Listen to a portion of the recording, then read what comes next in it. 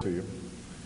I want to thank General Dempsey, Major General Linnington, Catherine Condon, who has served Arlington with extraordinary dedication and grace and who will be leaving us, but we are so grateful for the work that she's done. For Chaplain Brainerd, Secretary Shinseki, all our guests, and most of all, to members of our armed services and our veterans, to the families and friends of the fallen who we honor today, to Americans from all across the country who have come to pay your respects. I have to say it is always a great honor to spend this Memorial Day with you at this sacred place where we honor our fallen heroes, those who we remember fondly in our memories, and those known only to God.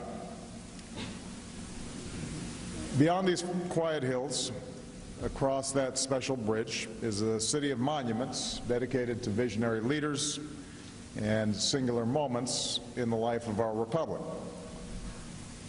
But it is here, on this hallowed ground, where we choose to build a monument to a constant thread in the American character, the truth that our nation endures because it has always been home to men and women who are willing to give their all and lay down their lives to preserve and protect this land that we love. That character, that selflessness, beats in the hearts of the very first patriots who died for a democracy they had never known and would never see. It lived on in the men and women who fought to hold our union together, and in those who fought to defend it abroad, from the beaches of Europe to the mountains and jungles of Asia. This year, as we mark the 60th anniversary of the end of fighting in Korea, we offer a special salute to all those who served and gave their lives in the Korean War. And over the last decade, we've seen the character of our country again in the nearly 7,000 Americans who've made the ultimate sacrifice on battlefields and city streets half a world away. Last Memorial Day I stood here and spoke about how, for the first time in 9 years, Americans were no longer fighting and dying in Iraq. Today, a transition is underway in Afghanistan, and our troops are coming home. Fewer Americans are making the ultimate sacrifice in Afghanistan, and that's progress for which we are profoundly grateful. And this time next year, we will mark the final Memorial Day of our war in Afghanistan. And so, as I said last week, America stands at a crossroads. But even as we turn a page on a decade of conflict, even as we look forward, let us never forget, as we gather here today, that our nation is still at war. This should be self-evident. And in generations past, it was. And during World War II, millions of Americans contributed to the war effort. Soldiers like my own grandfather, women like my grandmother who worked the assembly lines. During the Vietnam War, just about everybody knew somebody, a brother, a son, a friend who served in harm's way. Today, it's different. Perhaps it's a tribute to our remarkable all-volunteer force made up of men and women who step forward to serve and do so with extraordinary skill and valor. Perhaps it's a testament to our advanced technologies which allow smaller numbers of troops to wield greater and greater power. But regardless of the reason, this truth cannot be ignored that today most Americans are not directly touched by war. As a consequence, not all Americans may always see or fully grasp the depths of sacrifice, the profound costs that are made in our name right now as we speak, every day, Our troops and our military families understand this, and they mentioned to me their concern about whether the country fully appreciates what's happening. I think about a letter I received from a naval officer, a reservist, who had just returned from a deployment to Afghanistan, and he wrote me, "I'm concerned that our work in Afghanistan is fading from memory." And he went on to ask that we do more to keep this conflict alive and focused in the hearts and minds of our own people. And he's right. As we gather here today, at this very moment, more than 60,000 of our fellow Americans still serve far from home in Afghanistan. They're still going out on patrol, still living in Spartan forward operating bases, still risking their lives to carry out their mission. And when they give their lives, they are still being laid to rest in cemeteries in the quiet corners across our country, including here in Arlington. Captain Sarah Cullen had a smile that could light up a room and a love of country that led her to West Point. And after graduation, Sarah became a Black Hawk pilot and married a former Black Hawk pilot.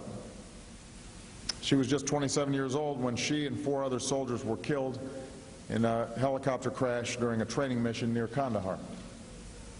This past April, Sarah was laid to rest here in Section 60. Today, Sarah is remembered by her mother, Lynn, who says she is proud of her daughter's life, proud of her faith, and proud of her service to our country.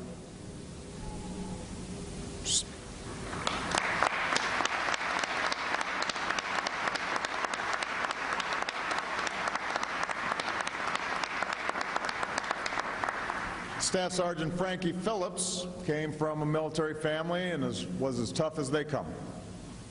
A combat medic, Frankie was on patrol in Afghanistan 3 weeks ago when his vehicle was hit by a roadside bomb.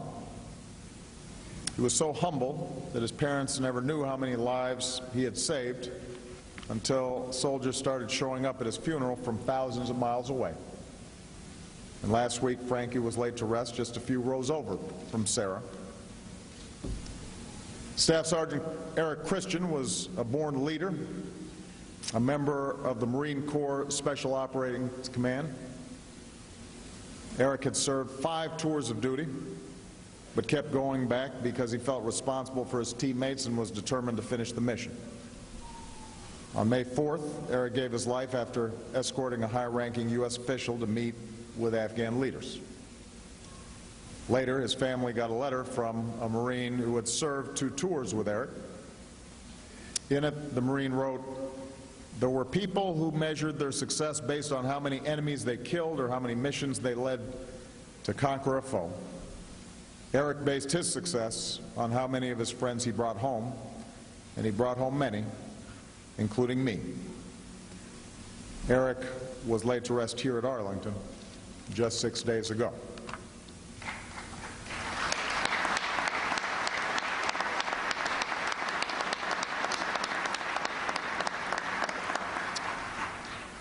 So today, we remember their service.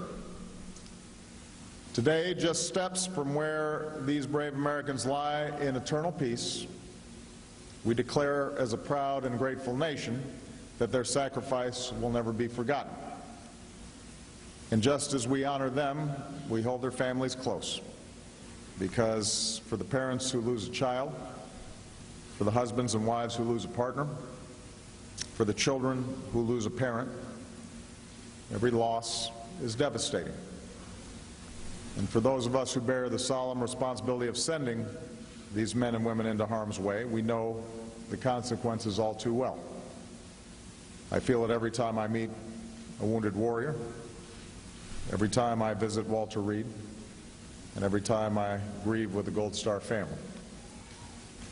And that's why on this day we remember our sacred obligation to those who laid down their lives so we could live ours, to finish the job these men and women started by keeping our promise to those who wear America's uniform to give our troops the resources they need, to keep faith with our veterans and their families now and always, to never stop searching for those who've gone missing or who are held as prisoners of war. But on a more basic level, every American can do something even simpler. As we go about our daily lives, we must remember that our countrymen are still serving, still fighting, still putting their lives on the line for all of us. Last fall I received a letter from Candy Everett of Charlotte, North Carolina. Both of her sons are Marines. Her oldest served 2 tours in Iraq. Her youngest was in Afghanistan at the time. He was, in her words, 100% devoted to his deployment and wouldn't have had it any other way. Reading Candy's letter, it was clear she was extraordinarily proud of the life her boys had chosen. But she also had a request on behalf of all the mothers just like her. She said, "Please don't forget about my child and every other Marine and soldier over there who proudly choose to defend their country." A mother's plea. Please don't forget. On this Memorial Day and every day, let us be true and meet that promise. Let it be our task, every single one of us, to honor the strength and the resolve and the love these brave Americans felt for each other and for our country. Let us never forget to always remember and to be worthy of the sacrifice they make in our name. May God bless the fallen and all those who serve, and may God continue to bless the United States of America.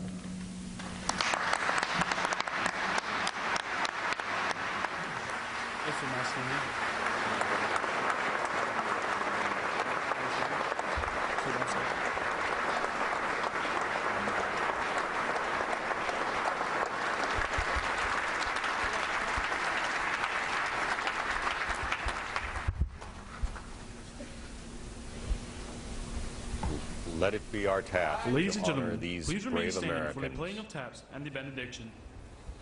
The words of President Obama as taps is preparing.